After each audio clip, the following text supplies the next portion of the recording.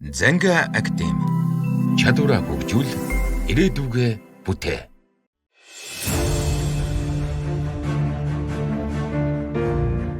Сайн байцгаана уу? Та бүхэндээ өдрийн мэнд хүргэе.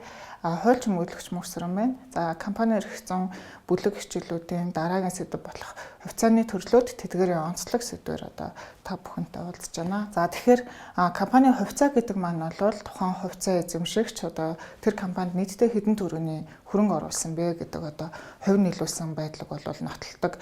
Бөгөөд ямар нэгэн байдлаар тухайн компани энэ машиныг өмчлөнө ч гэдэг юм уу, эсвэл байрныхаа нийцгийг өмчлөнө гэдэг тийм бол өмчлөх эрхийг бол тусгаал нь нотолдоггүй. Зөвхөн хувь нийлүүлсэн хөрөнгийг бол өмчлөлт оролцох эрхийг бол нотолж байдаг. За тэгэхээр компани хувьцааг авснаар хувьцаа эзэмшигч маань ямар нийтлэг үндсэн эрхүүдийг эдэлдэг вэ гэхээр хувьцаа эзэмшигч болсны хувьд өөрийнхөө худалдаж авсан хувьцааны хувь хэмжээнд тэнцвүүлэн хувьцаа санал өгөхтэй хувьцаа эзэмшигчтэй хуралдаа оролцох, ногдол ашиг авах. За дээрээс нь компани татан буурлахсан тохиолдолд ямар эд хөрөнгөд үлдсэн байна. Тэндээс өөрийнхөө хувьцааны хэсэгт оногдох хэсгийг бол олж авах эрхийг бол гэрчилж идэг. За тэгэхээр хувьцаа эзэмшигчийн эзэмшиж болох энгийн хувьцааны тоо хэмжээ хэд авахыг бол компани дүрмээр бол аливаа хэлбэрээр бол хязгаарлаж болдоггүй байгаа. За компани хувьцааны яг үндсэн төрлүүд нь гэх юм бол энгийн хувьцаа, давуу эрхийн хувьцаа, алтан хувьцаа гэсэн 3 үндсэн төрөлтэй байдаг. За энгийн хувьцааг бол тэр компани бол заавал гаргах үүрэгтэй. За давуу эрхийн хувьцааны хувьд бол заавал гаргах шаардлага бол байхгүй. Компани нөгөө цаашдаа явуулах үйл ажиллагааны стратеги ч юм уу, эсвэл хөрөнгө оруулагчдаас ямар нэгэн байдлаар хөрөнгө татан төлрүүлэхэд давуу эрхийн хувьцаа гаргах юм бол илүү боломжтой байна гэж үзэх юм бол сонголтоор давуу эрхийн хувьцаа гаргаж болно гэсэн үг. За алтан хувьцаа гэдэг ойлголт байдаг. Гэхдээ энэ бол төдийлнөх практик дээр бол яригдаад байдгүй. Яагаад тэгэхээр энэ бол засгийн газар болон төрийн өмчийн үйлдвэрийн газрууд болон төрийн өмчт хамгаалсан компаниудад бол тодорхой хэмжээгээр менежментийн солиод ч юм уу хувьчилж байгаа тохиолдолд төр тодорхой хэмжээгээр хэсэг хугацаанд үйл ажиллагааны хувьд гаргасан шийдвэрт нь 25 эрхтэйгээр энэ алтан хувьцааг бол эзэмшдэг. Тэгэхээр төдийлөн практикт нэг тохиолдоод байхгүй. За бидний хувьд л энгийн хувьцаа, давуу эрхийн хувьцааг бол ерхий ойлголттой ямар ялгаатай байдیں۔ Дээрээс нь онцлогны үед юм бэ гэдгийг мэдж байхад ерөөхдөө болно гэсэн үг.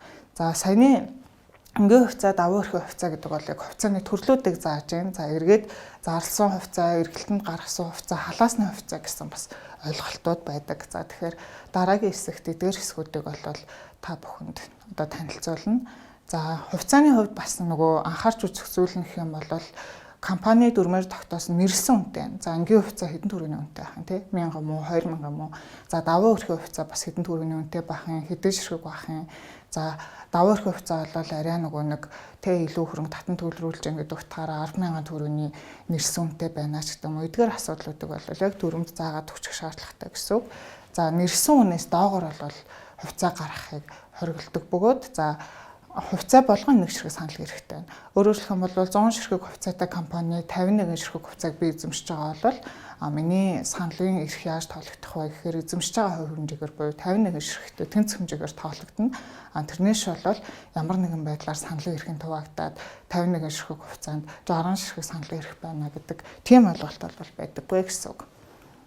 За та бүхэнд харуулж байгаа жишээн дээр түрүүний нэг дурдсан бүх хэсгүүдийг ерөнхийдөө тайлбарлах зорилгоор бол жишээ оруулсан байна. За энэ жишээн дээр дурдж байгаа хүмүүс бол зүгээр зохиомол нэрээр оруулсан учраас хин нэгний талаар мэдээллийг агуулаагүй гэдгийг онцолж хэлээ.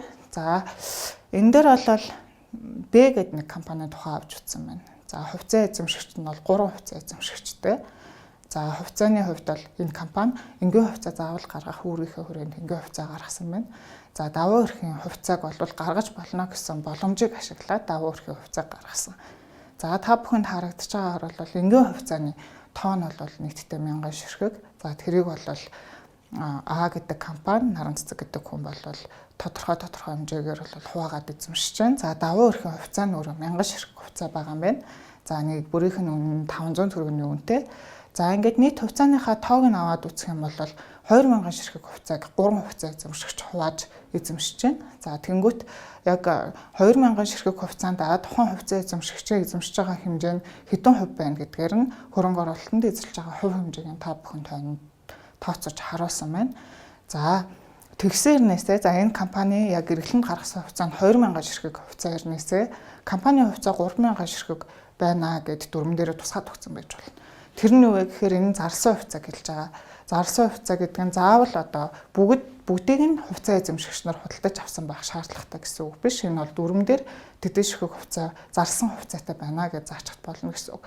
За бидний харж байгаа жишээн дээр бол энэ компани 3,000 ширхэг зарсан хувьцаатай. За эндээсээ болохоор 3 хувьцаа эзэмшигчин авч эзэмшсэн хэсэг нь 2,000 ширхэг хувьцаа байгаа юм байна. За эргээд халаасны хувьцаа 200 ширхэг гэж дурдж өгсөн байна тий. За энэ нь бол одоо компани эргэлэн гаргаад хэн нэгэн хүнд одоо худалдсан байж байгаад эргээд тэрийг худалдаад авчихаар тэр нь халаасны хувьцаа гэдэг англи руу бүртгэгдээд явчихдаг гэсэн үг. За арай ойлгомжтой байх үүднээс жишээн дээр дурдах юм бол энэ тохиолдолд энэ хувьцаа эзэмшигч компани нь өөрөө 300 ширхэг хувьцаатай байна тий. Энэ нь бол өмнө 500 ширхэг хувьцаа байжгаад 200 ширхэг хувьцаагаа буцаагаад одоо компанид худалдсан гэсэн үг. За компанийн хувьд бол одоо байгаа хувьцааныхны эзэмшлийн хэмжээ 300 ширхэг хувьцаатай. За нийт компани 15% эзэмшиж байна тий. За энэ дээр халаасны хувьцааг тайлбарлах юм бол өмнө нь компани 500 ширхэг хувьцаа эзэмшдэг байжгаад өөрт нь одоо хэрэгцээ шаардлага гарсан учраас 200 ширхэг компани хувьцаагаа буцаагаад компанид худалдсан гэсэн үг. За ингээд компани өөрийнхөө хувьцааг худалдаж авах асуудлыг зөвшөөрөөд худалдаад авчих юм бол энэ компанийн хувь эзэмшлийн хэмжээ буураад хасагдж байгаа хэмжээ нь бол компани халаасны хувьцаа гэдэг англи руу бүртгэгдээд байна гэсэн үг. За тэгэхээр та бүхэн маань одоо дүрмдээ тусахтаа тий ингээ хувьцаа хэдэн ширхэг байх уу, давхархын хувьцаатай байх уу байхгүй юу, зарласан хувьцаа нь хэд байх уу, эндээсээ бид нэр хэдийг нь хувьцаа эзэмшигч нарт эзэмшүүлэх вэ гэдгээ ерөнхийдөө дурдаад тавьчих боломжтой гэсэн үг. За хичээлийн маань энэ хэсэг дуусч байна. Анхаарал хандуулсан та бүхэндээ баярлалаа.